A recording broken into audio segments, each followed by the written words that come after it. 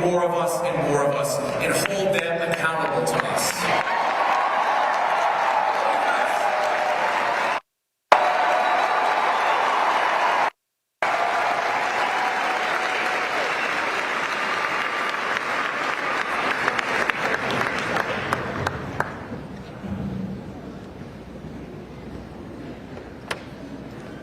Introducing AOC.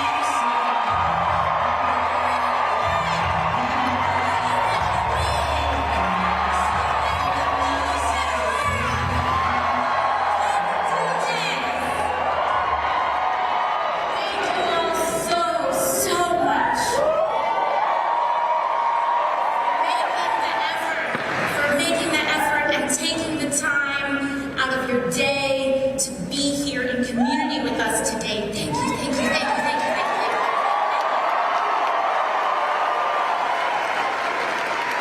Now, Greeley. Well, first of all, my name is Alexandria. Some of you may know me as AOC. But I'm so happy to be here today, and thank you so much for welcoming me to Greeley. I really appreciate it.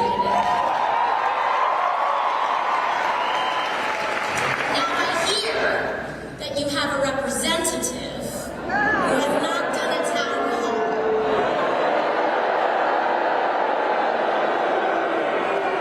You know, I will say, usually your first 3 months on a new job, you are on your best behavior and working your hardest and doing your best. I don't know if anyone's had like a probationary period at a job before. Can you imagine if we had those for members of Congress?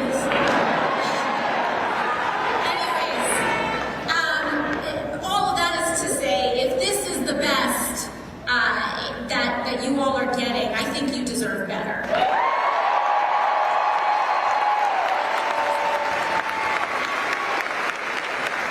Now, my home is a ways from here, but in truth, I think the distance between us is a lot shorter than we think, and even that works both.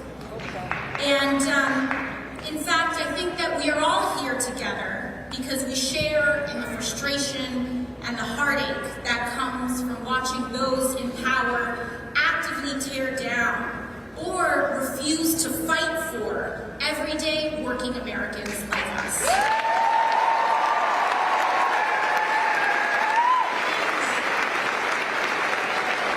I really get it. I was born in a working class family. My mom cleaned houses.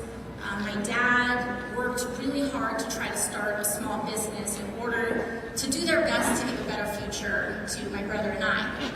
And, you know, they worked really hard. And for a minute, it looked like our American dream was within grasp. We grew up and we really struggled, but my parents worked so hard. And it really started to feel like things were starting to work out. I worked really hard. I was able to get into college. And suddenly my dad was diagnosed with a really rare cancer out of nowhere. And by the time I was 18 years old, he had passed away.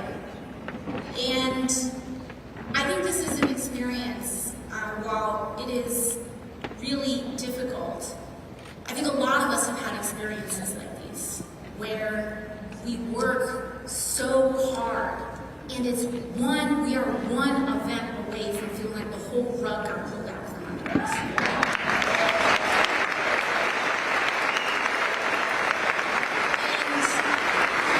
And we shouldn't have to live like that. We shouldn't have to live like that. You know, after my dad passed away, my mom then overnight was basically a single mother to 2 kids.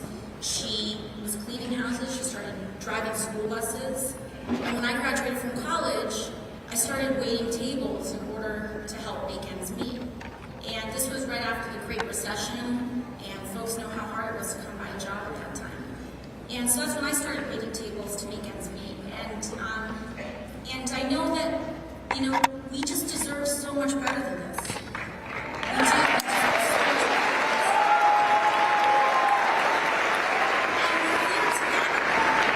Because an extreme concentration of power and corruption is taking over our country like never before. And we are here because we do know that a better world is possible.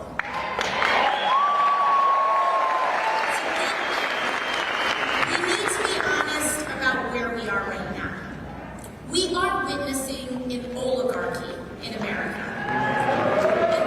And that is when those with the most economic, political, and technological power destroy the public good to enrich themselves while millions of Americans pay the price. And our political system is ill-prepared for this abuse of power.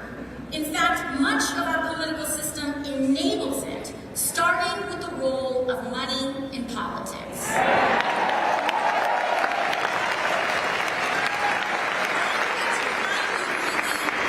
We are not powerless in this moment.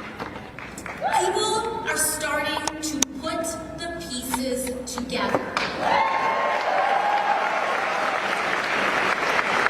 And, I do think that, we're not, people are starting to put the pieces together. And in fact, ironically, most of the divisive forces in our country are actually bringing more of us together than ever before.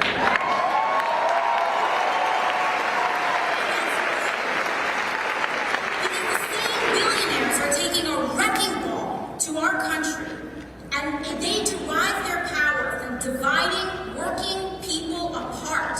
They specialize in getting us to turn on one another. And they get us to turn on one another along lines of left and right, race and gender, creed and culture.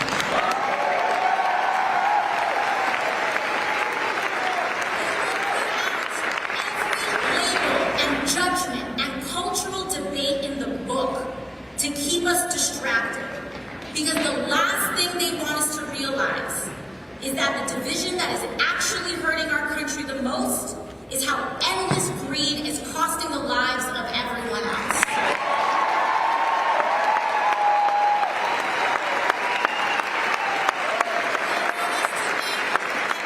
Our lives are suffering because of the LGBT kid down the street, or because of the mixed status family or the dreamer down the block who's just trying to make a better life for us.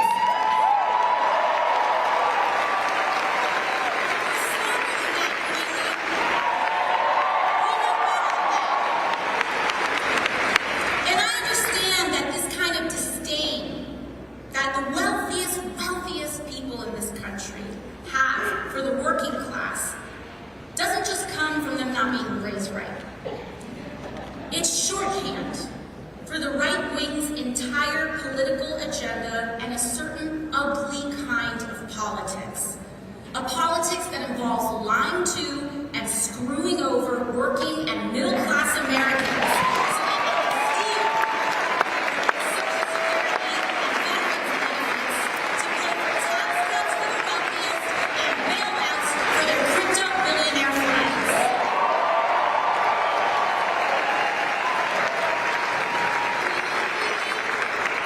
Word for this kind of thing: corruption.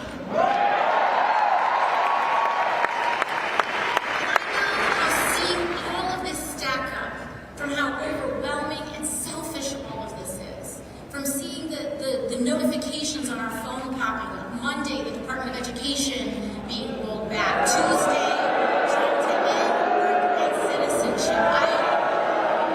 I get how all of it can make us feel despair. And I get how even it can make the best of us feel like giving up and giving in.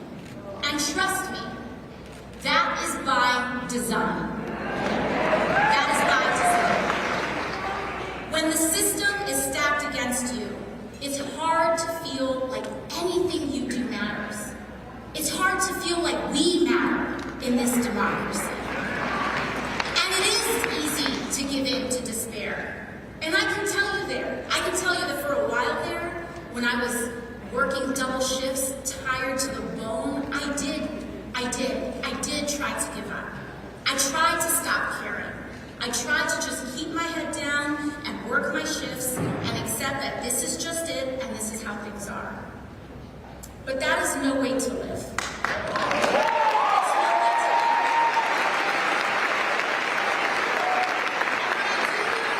do not have to live like this. In fact, we cannot live like this anymore.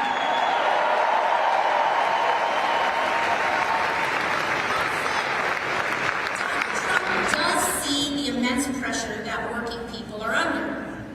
But his answer is an America that operates on the principle of every man for himself. Divide and conquer. And now that Trump is back in power, we see it clear as day. He's handed the keys to Elon Musk, and he's selling off our country for parts to the wealthiest people in the world for a kickback. And in exchange, those billionaires and oligarchs will back his campaigns and bankroll those of his allies. They scratch his back, and he scratches theirs. And all of us are left behind. And the clever thing that these guys sell is making working people like you and me believe that we're just one step outside from that club. That we're just a little bit out from being able to be a billionaire too, right?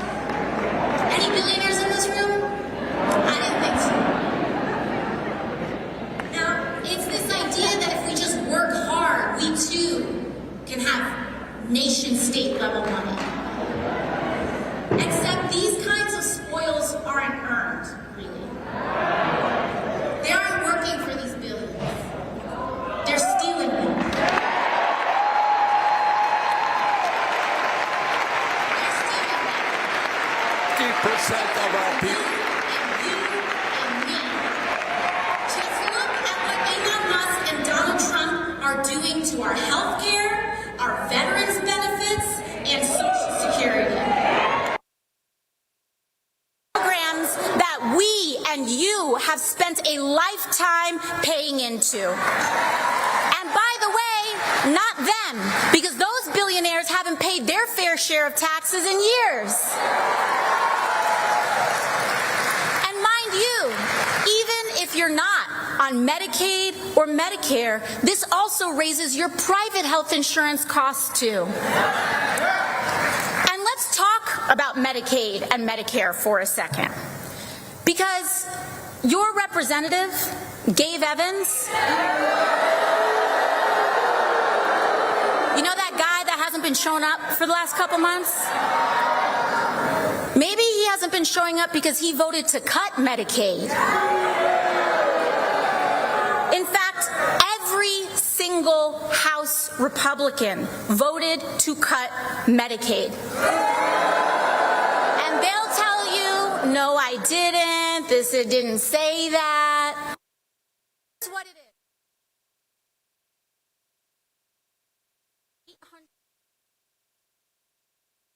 From the committee that's in charge of Medicaid. And so now they're trying to play a game and say, we didn't do that because they did by proxy, okay? So let's set the record straight. And you see, these budgets aren't just fights about numbers. They are fights over the values that define us as Americans. Medicare, Medicaid, and Social Security were built on promises that we have made to each other about who and what kind of country we want to be and what kind of society we want to live in.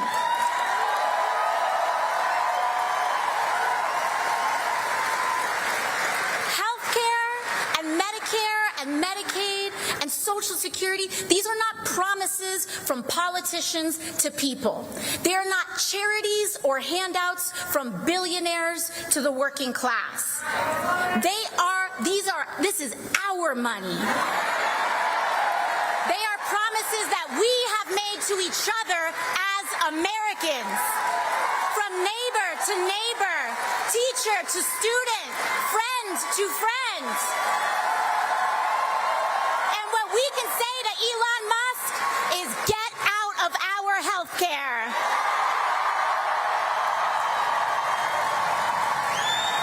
Because to me, Greeley, the strength of our country is not just measured by the height of our best days. It's measured by who we are and who is there for us on our worst. And that's why I'm here with you today. So let me share with you exactly what I mean. Because what these folks want to call radical and crazy, I think are just common sense.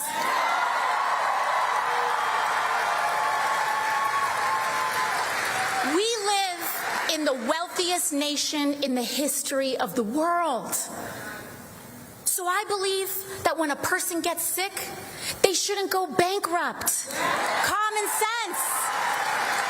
I believe that a minimum wage should cover the minimum cost to live. Common sense. And by the way, we should see that not paying a living wage is also a form of corporate welfare and handouts. Because big companies like Walmart and Amazon rely on food stamp programs and public assistance to cover the wages that they won't pay.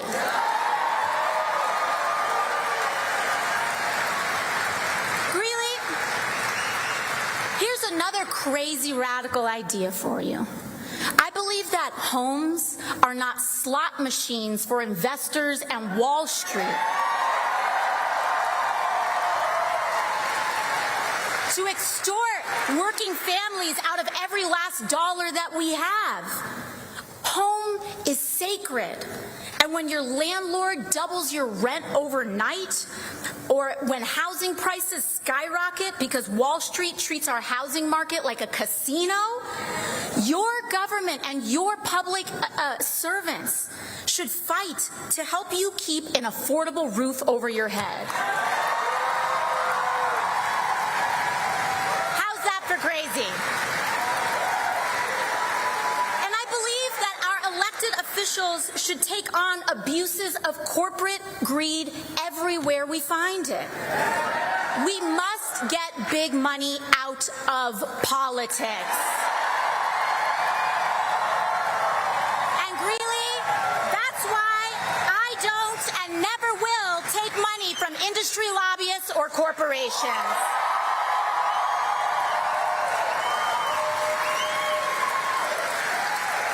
You know, mass media and Fox News and the right will have you believe that these American values are something out of the Communist Manifesto. They believe that we think these things because we went to some fancy college and read them in a book somewhere. But I'll tell you, I don't believe in healthcare, labor, and human dignity because I'm an extremist or a Marxist. I believe it because I was a waitress. Because I've scrubbed toilets with my mom to afford school. Because I've worked double shifts to keep the lights on. Because I lost my dad to cancer as a kid and had to see my mom open hospital bills in the days after. And I don't want us to live like this anymore, Greeley. We deserve better than this. And this isn't just about Republicans. We need a Democratic Party that fights harder for us too.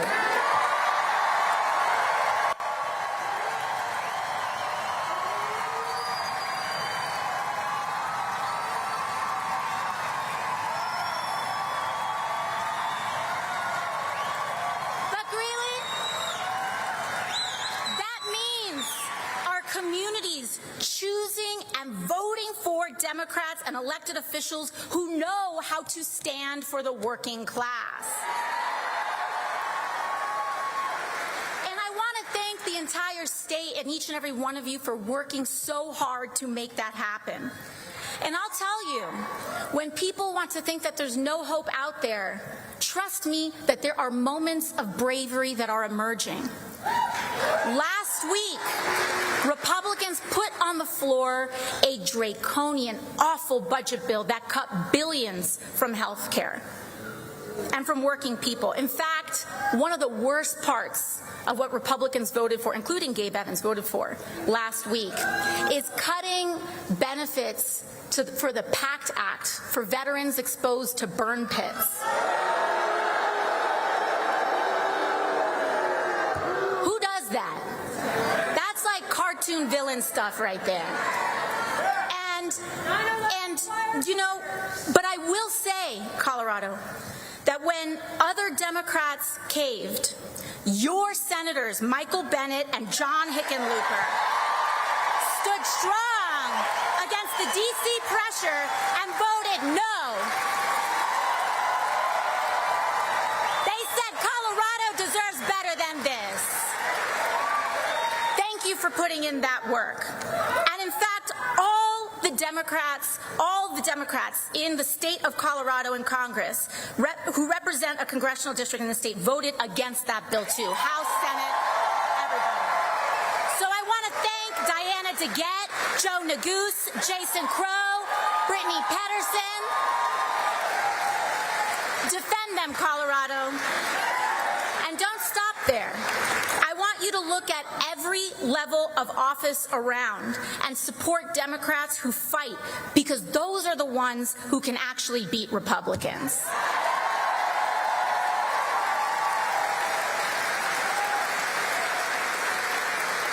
But our work isn't done here, because you know which Coloradans did vote to gut Medicaid and jack up health care costs? Gabe Evans and Lauren Boebert right next door.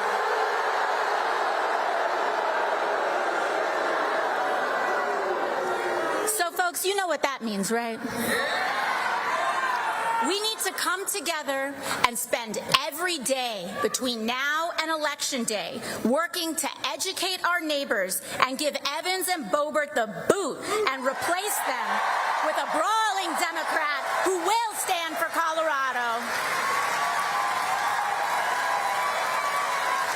In fact, if you will indulge me for a moment, since Gabe hasn't been around here, if we could just say hi to him for a moment. Can we just say hi? See you in November. Thank you. I'll make sure he sees that. But beyond elections, Greeley, our task here is to build community. That's the deeper mission that we have. Elections, they come and go. We do our work. We set the board. But in the meantime, and throughout, before and after all of that, we need to build our bonds with each other as communities. Building community, block associations, neighborhood groups, volunteer groups, church organizations, PTAs, because community is the most powerful building block we have against fascism, to defeat authoritarianism, and to root out corruption.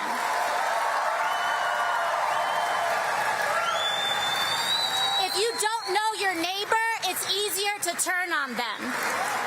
That's why they want to keep us separated, alone, and apart, scrolling on our phones, thinking that the person next to us is some kind of enemy. But they're not. So I'll end where I began. We might all come from different places, but we share a lot of the same experiences. So to all of those who came here today unsure of whether this is where you belong, I want to tell you that you do. You do. Honestly, no matter who you voted for in the past No matter if you know all the right words to say, no matter your race, religion, gender identity, or status, no matter if you disagree with me on a couple things. If you are willing to fight for someone you don't know, you are welcome here. If you are willing to fight for working people, regardless of who they are, how they identify, or where they come from, you are welcome here. But I will say this. Those leaders on either side of the aisle who are willing to put their fellow Americans down so that they can get ahead or feel better about themselves, those folks may best find a home somewhere else. Because in this house, we stand together. We know that that is our only choice. Because we know that without exception, if we stand together, it is the only way that we can win. So I hope that you see this movement is not about partisan labels or purity tests, but about class solidarity. It's about the thousands of you who came out today to stand together and say our lives deserve dignity and our work deserves respect. No matter who we are or where we come from. We are here today to make a sacred promise to each other. Because our goal here today, and what I don't want for us today, what I want more for us today, is not just to come together, share a few inspiring words, and then go back to how things were. Can't do that. Our goal here today is to commit to building the kind of country we all deserve. So I'm going to take another second here. And I want each of you to turn to the people around you and get a good look. And I want you to greet someone you don't know.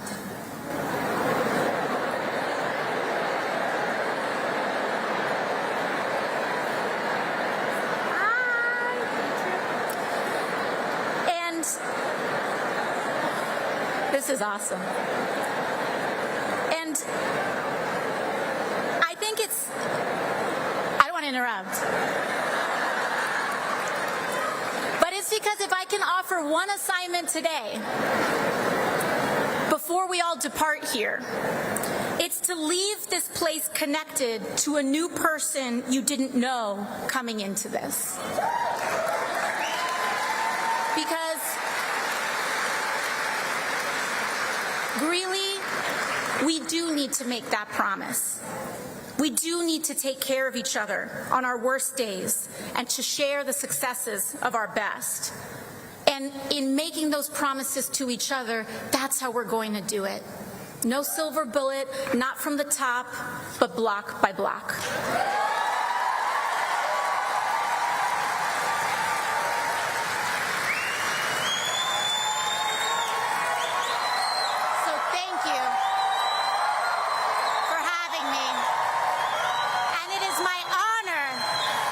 Introduce to you the senator, the man, the friend, the person who has helped bring all of us here together today, Senator Bernie Sanders.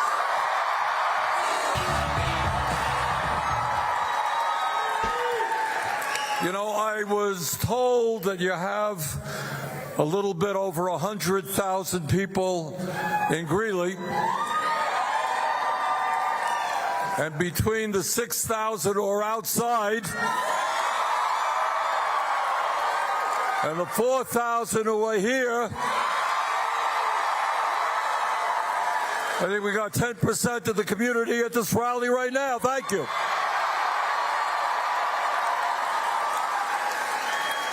Now, I want to say a word about Alexandria.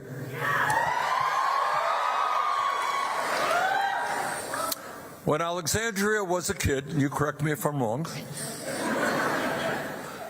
she cleaned houses with her mom in order to make enough money for the family to survive. And then after she graduated college, she was a barista, working paycheck to paycheck. But what she did, as she looked around her and in her community in Bronx, New York, is she saw that change had to come. And so what she did is decided to run for Congress, and people said, "What, are you kidding? The guy who represents the district was one of the most powerful members of Congress. He had access to unlimited kinds of money." How much money did you have when we started? You started? None. None. All right. But she did what real politics is about. Real politics is not sitting at million-dollar fundraisers. It's working with people in your community.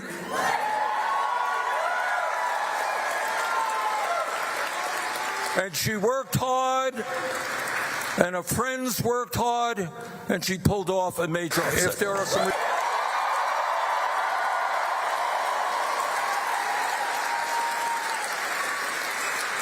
And since then, she has been a great member of Congress, but not only that, she has been an inspiration to millions of young people all across this country.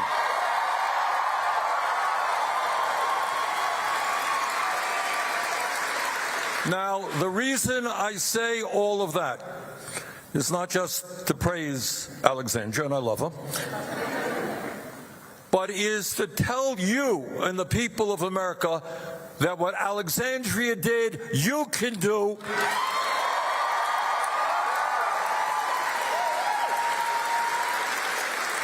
There are millions of young people out there who love this country, who are disgusted with what they are seeing,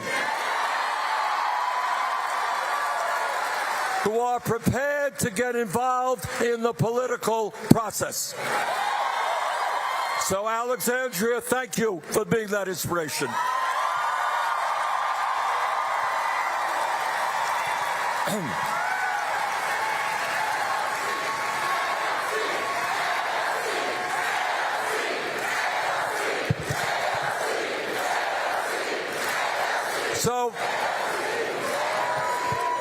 So why are Alexandria and I here today? Why will we be in Denver later this evening? Why were we in Tempe last night where there was an unbelievable number of people coming out? Las Vegas earlier than that.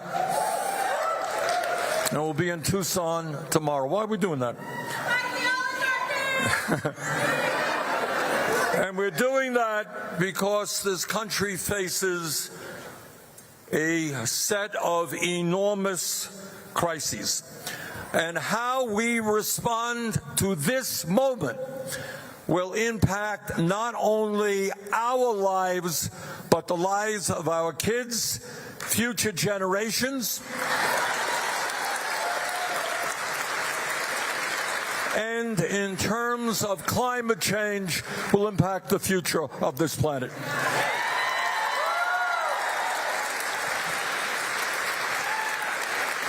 And what I have to tell you is that given the huge turnouts we have seen already on this trip, it is clear to me that the American people are outraged at what's going on.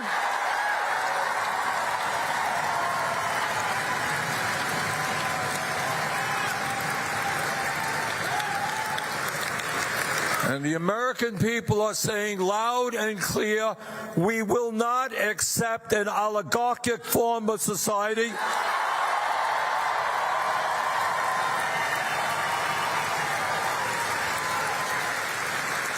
We will not accept the richest guy in the world running all over Washington, making cuts to the Social Security Administration, cuts to the Veterans Administration, almost destroying the Department of Education.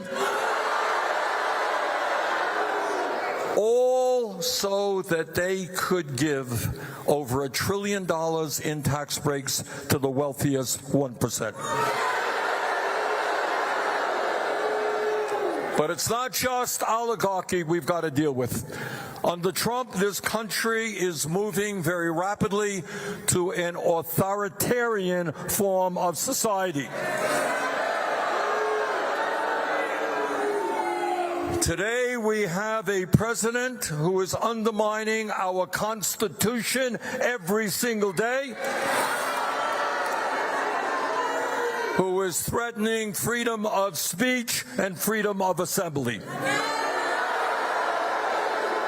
You know, I look back at the civics class that I took in the 6th grade a few years ago. And you probably took the same class. We studied American history. We studied the Constitution. And it's important to remember what we learned back then, and that is that the founding fathers of this country, way back in the 1790s, you know, they had fought a war against the all-powerful King of England and the British Empire. And they're thinking, how do we create a new country in which one person will never, ever have the kind of power that the King of England has? So with a lot of debate, and these were really smart guys, a lot of debate, they said, you know what we are going to do is create a government and a constitution which has a separation of powers. And that means we're going to have a executive branch and a president, a lot of power. We're going to have a Congress, a lot of power. We're going to have a judicial branch, a lot of power. And that is what they put together. And that is precisely what Donald Trump today is trying to undermine. First Amendment to the Constitution is the all-important freedom of speech. And in a way that is unprecedented, Trump is trying to intimidate the media and anyone who speaks out against them.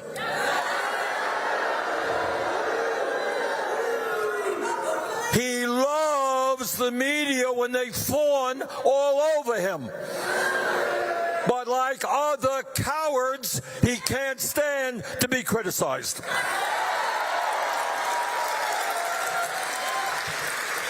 Trump has sued ABC, CBS, Meta, and he sued the Des Moines Register because he didn't like a poll that they did.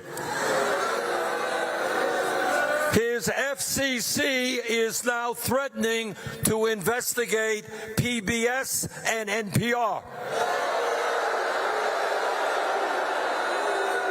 He has called CNN and MSNBC illegal. In other words, the so-called leader of the free world is afraid of freedom.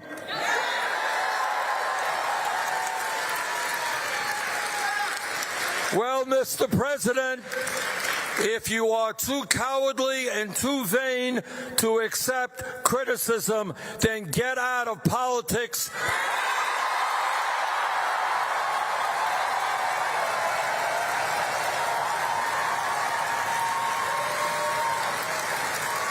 Because that is precisely what democracy is about. That's what the beauty of democracy is about. It's your ideas and my ideas, and we argue about them, and we vote on them. It's not do as I want, or I'm going to investigate you. But it is not just the media that he is going after. He's going after the constitutional responsibilities of Congress. Congress, under the Constitution, has the power of the purse. And every day, he is challenging that, slashing funding without authority that only Congress can do. trying to wipe out agencies that Congress has created and only Congress can eliminate. But it's not only the media and Congress that he is going after. The third branch of government is the judiciary, and what they are supposed to do, what the federal courts do, is rule on whether laws are constitutional in their judgment or not, what the president does, constitutional or not. And there have, let me tell you, been many decisions coming down from this Supreme Court that I abhor. Their Citizens United decision, one of the worst decisions ever rendered. Their decision to overturn Roe v. Wade, a horrible decision. But those of us who live by the rule of law understand they have their powers, we have our powers. But now, for the first time, what Trump is doing is saying to a judge who issues a ruling, we don't like that ruling, we're going to get you impeached.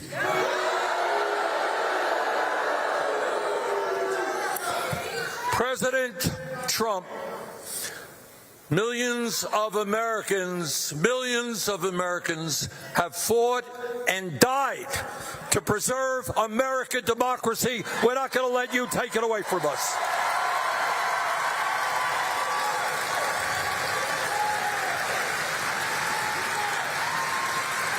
And we thank all of those veterans who put their lives on the line to defend democracy.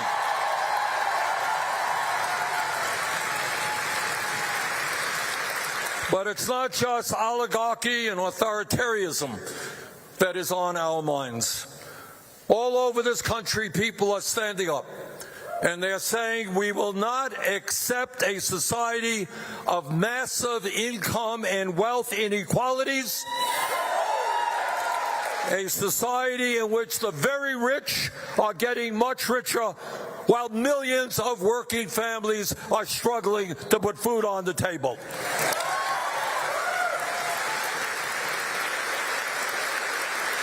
And what people are saying is that in the richest country in the history of the world, we are going to fight for and create an economy and a government that works for all of us, not just the 1%.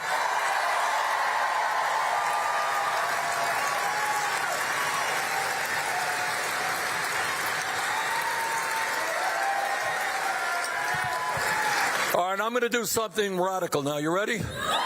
All right. I'm going to tell you the truth. I know, pretty radical, but what the hell? Only go around once. And as I want to take a few minutes to describe to you what is really going on in this country.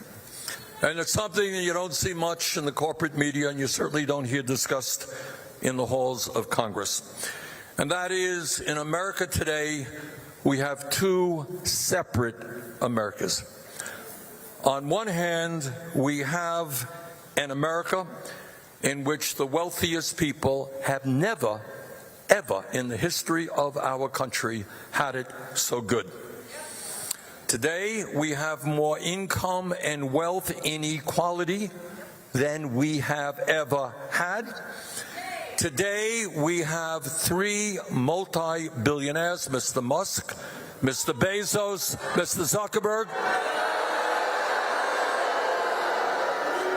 These three combined own more wealth than the bottom half of American society, 170 million Americans. Now, we don't talk about it much for obvious reasons.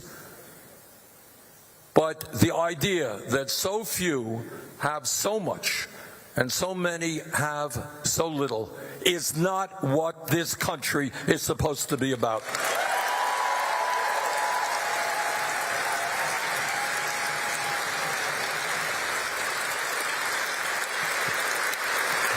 And further, let's take a look at concentration of ownership in the economy. You know what we hear?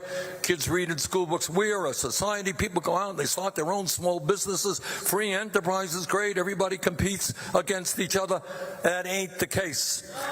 Today, you have more concentration of ownership in America than we have ever had in the history of this country in sector after sector.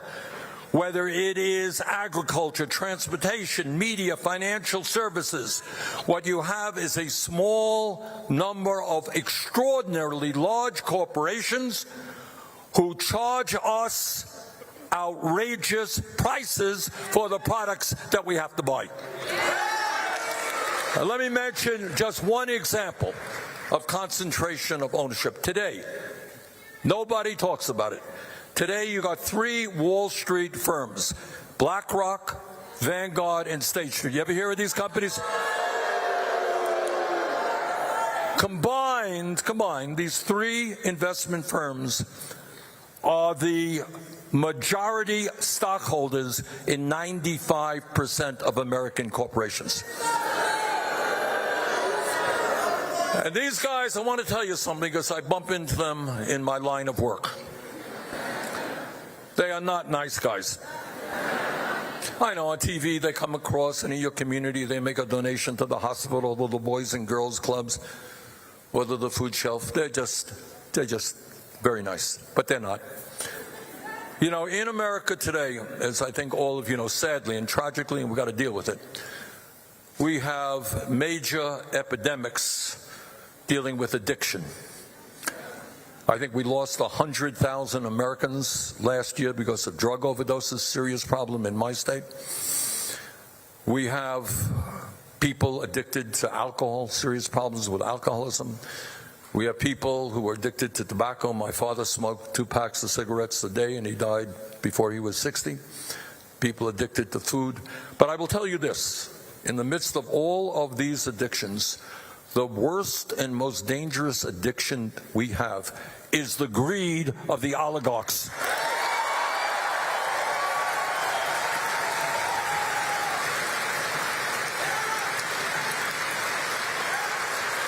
Now, everybody wants to do well in life. Everybody wants to make money. But you would think that if you had a few $1 billion or 10 or $20 billion, you would not feel obliged to step on the backs of poor people to become even richer.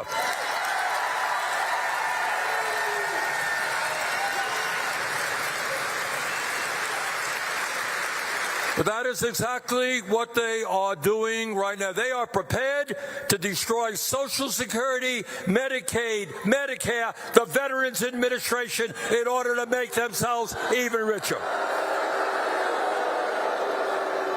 And these guys have no sense of what goes on in the real world. They live in another planet.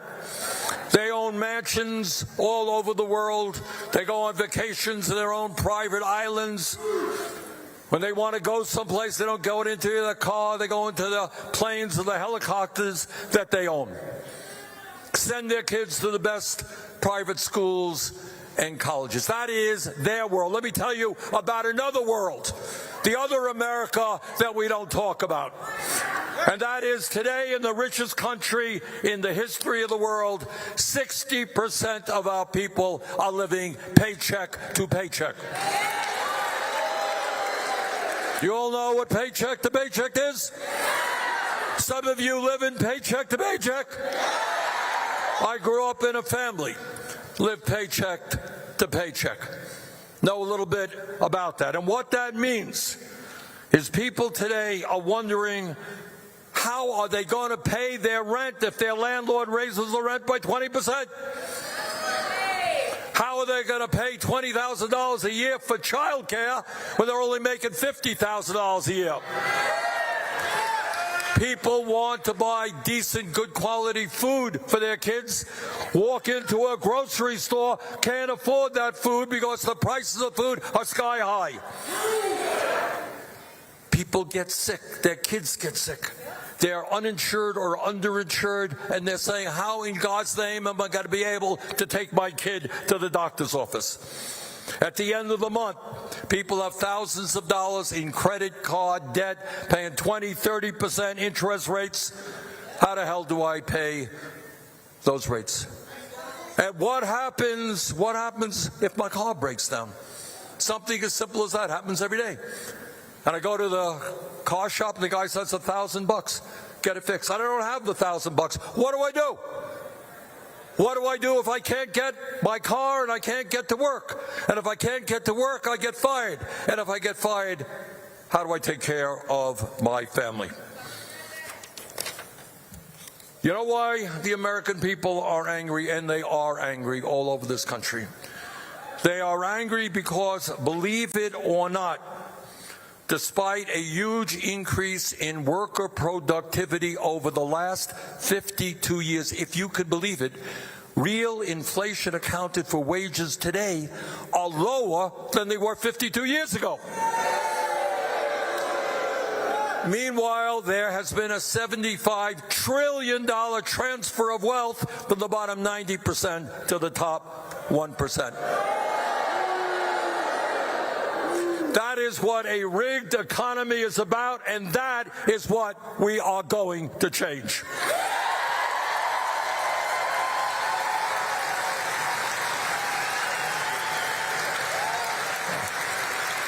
So let's also take a look at other aspects of American society. Anybody here think our healthcare system is working well? It is a broken and dysfunctional and cruel healthcare system. We are spending twice as much per capita on healthcare. We're spending $14,000 for every man, woman, and child. Yet 85 million are uninsured or underinsured. Do you know what underinsured means? How many people here have high deductibles? What kind of deductible do you have, ma'am? Do you know? $7,500. What do you got? How much? $20,000 deductible. What do you got? 9,000, 8,000, 7,000. All right. What does all of that mean? It means that even though you have insurance, when you get sick, you still can't afford to go to the doctor. How insane is that? And you know what the result is? We don't talk about it much. 60,000 Americans die each year because they don't get to a doctor on time, because they're uninsured or they're underinsured. And I want to deal with another issue. You'll excuse me for being professorial here and a little bit boring.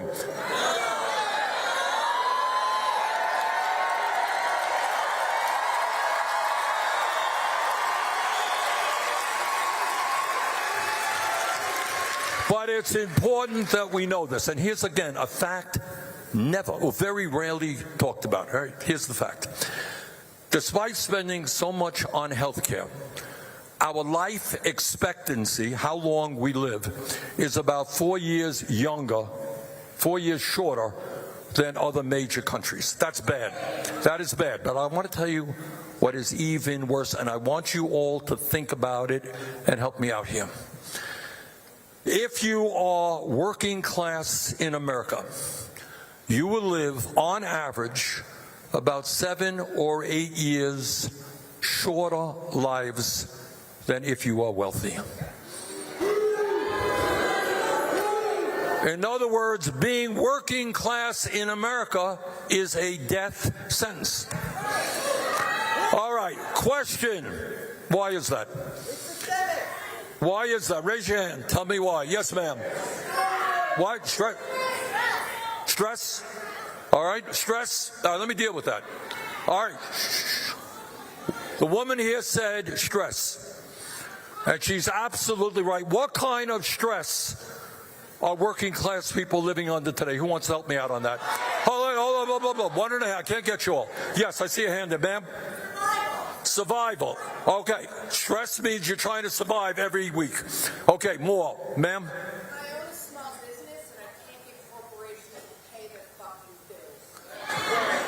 I own a small business and I can't get corporations to pay dash their bills.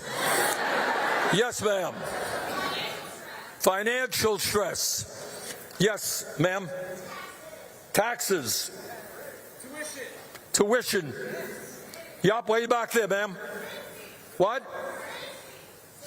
Safety. Okay, yes. What? Dental. Dental work. Thank you for raising that issue. Anybody have a problem with the cost of dental care in America? Bloody right. All right, other issues. Yeah, I see a hand. Young man back there. Yeah. Workplace safety. Okay. Yes, ma'am. Mental health. All right, look, we can spend 2 hours going on here. All right, but here is the bottom line. When you are struggling paycheck to paycheck, you are worried about how you survive every single week. And doctors call this almost the physiology of poverty. That stress that you live with 24 hours a day eats away at your body and your mental health.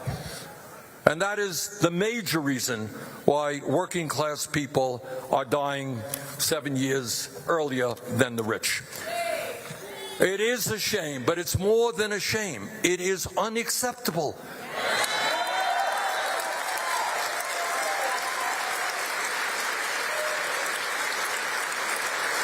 And the point that I want all of you to get ingrained in your heads, look, if we were a poor country like Haiti, a really poor country, I would say to you, well, I'm sorry you don't have good health care. Sorry you don't have good dental care. Sorry you can't send your kids to college. We're a poor country. We can't afford it. Brothers and sisters, we are the richest country in the history of the world. There is no excuse for working class people dying 7 years earlier than the rich.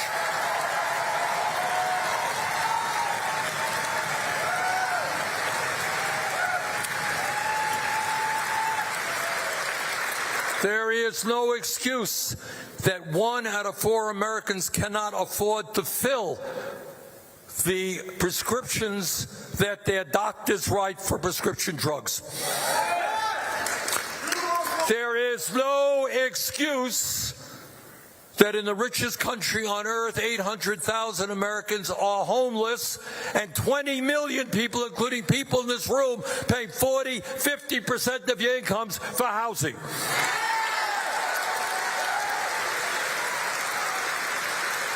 No excuse that our child care system is a disaster, outrageously expensive, while workers there are being paid low wages.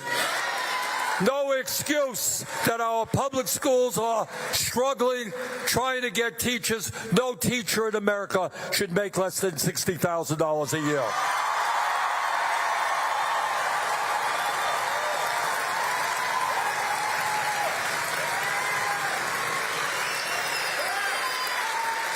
So, my friends, why is all of this happening? Why is it that the rich get richer and working class people die younger than they should? Well, it has everything to do with the fact that we're living in an oligarchic form of society. You know, I've been talking about that for a few years. But I think the rest of the world is catching on to what I was talking about.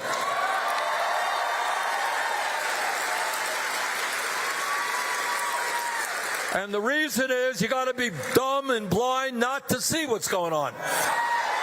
You got a President Trump getting inaugurated, and I must tell you, one of the more bizarre experiences of my life was I was kind of pushed into the front row of that. And there I am, there's Trump, and right behind him, you got Musk, Bezos, and Zuckerberg. 3 wealthiest guys in the country. And then behind them, you got 13 other billionaires who Trump nominated to head up various government agencies. You know, Abraham Lincoln talked about a government of the people, by the people, for the people. Well, Trump has a government of the billionaires, by the billionaires, and for the billionaires. And what these guys are busy doing right now is going after Medicaid, going after Social Security, going after nutrition. Rich want to get richer, and they don't care who they step on. Now, it is imperative that we fight Trump every step of the way. And by the way, it is not just on domestic issues. This country has a 250-year history, and never before have we had a president ally himself with a terrible dictator like Vladimir Putin.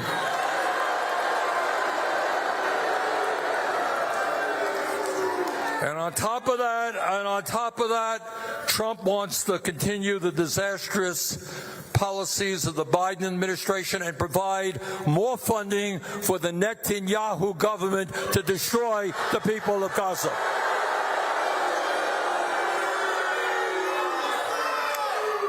All right. Our job, though, is not just to play defensive. We've got to get on the offensive as well.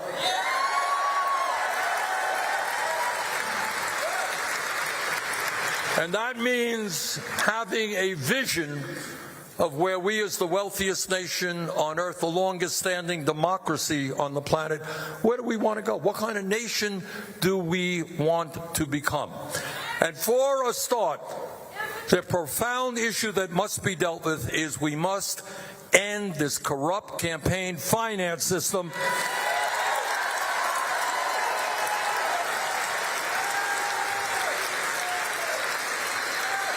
Now, I don't care if you're a Republican, Democrat, or Independent.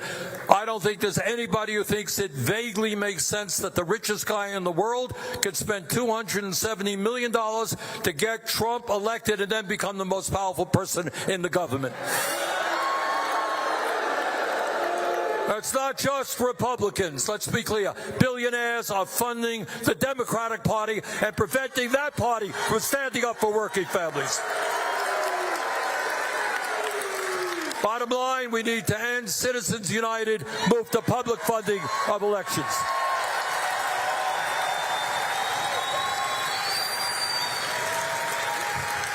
Trump wants to give massive tax breaks to billionaires. Our view, it's time that the billionaires started paying their fair share of taxes.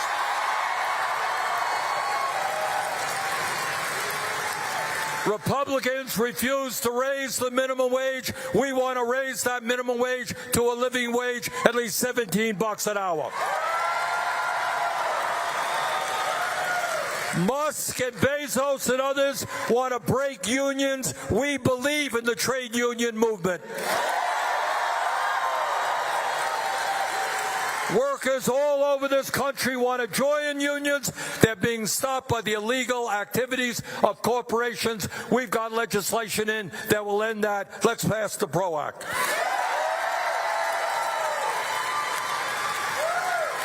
Trump and his friends want to cut Social Security. We're going to expand Social Security by lifting the cap.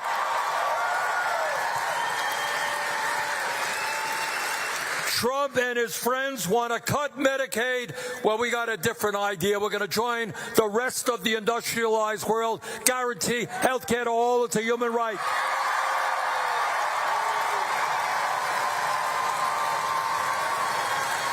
We're going to fight and pass Medicare for all, single payer. In a competitive global economy, we need the best educated workforce in the world. Young people should not go broke or in debt because they want to go to college or a trade school. We desperately need doctors and nurses and teachers and carpenters and sheet metal workers and construction workers. We need to make sure our people get educated without going into debt. We need to make our public colleges, universities, and community colleges tuition free.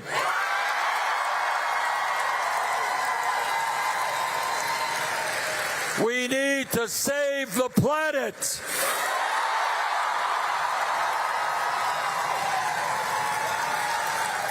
and create millions of good-paying jobs by transforming our energy system. Oh, what?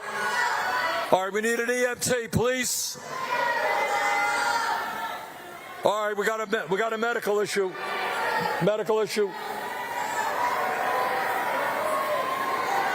Somebody fainted?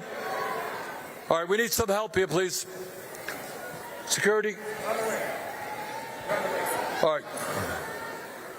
All right, they're on the way from the back. Let's take a break for a moment.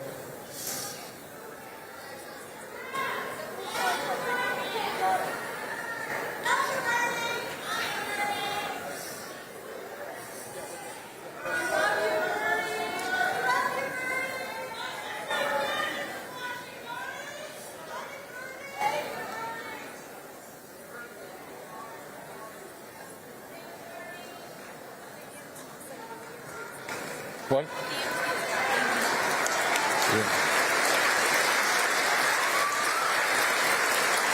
Yeah. Are we okay? Okay, good. All right. Thank you.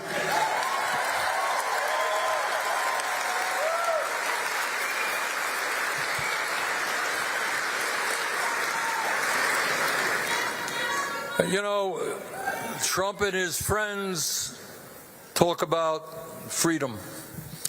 Well, in a free society, we must absolutely guarantee that it is the women of America who control their own bodies, not the government.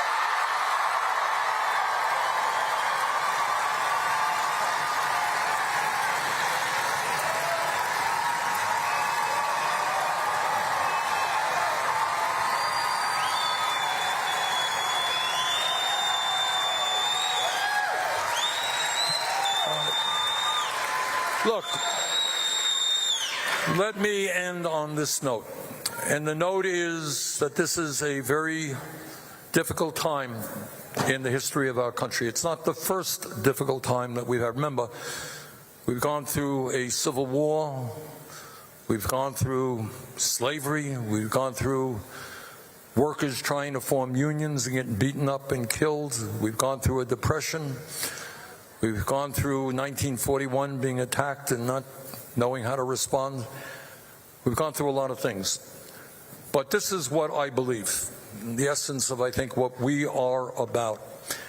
And that is, if we stand together, if we care about each other, if you care about my family and I care about your family,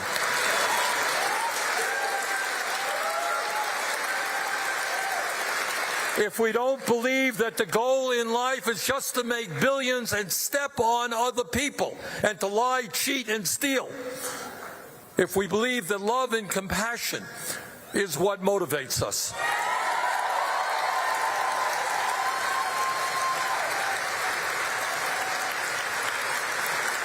now, if there are some Republicans here, Republicans watching and on the live stream, Republicans did not vote for Donald Trump in order to give tax breaks to billionaires and cut Social Security. Believe me, they didn't. And the reason that Trump has been successful and why demagogues around the world are successful, you know what they do? They play one group off against another. They're telling you who you're going to hate. And our job is to do exactly the opposite.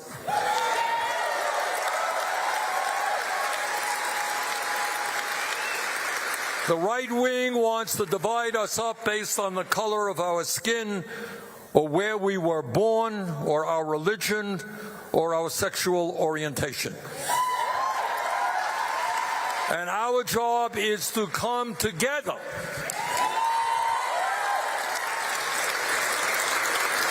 Now, I don't have a PhD in mathematics, but I do know this, that 99% is a hell of a lot larger number than 1%.